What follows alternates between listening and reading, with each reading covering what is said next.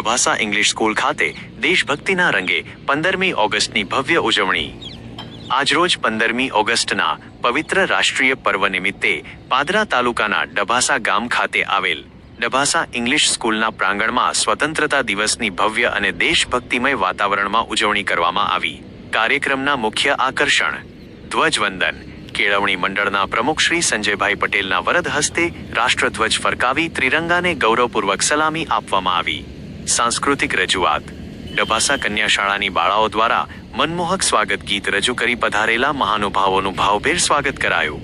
તેજસ્વી વિદ્યાર્થી સન્માન. ડભાસા કુમાર શાળા, કન્યા શાળા અને ઇંગ્લિશ સ્કૂલના ધોરણ 1-12માં પહેલો, બીજો અને ત્રીજો ક્રમ મેળવનાર તેજસ્વી તારલાઓને ઇનામ આપી પ્રોત્સાહિત કરાયા.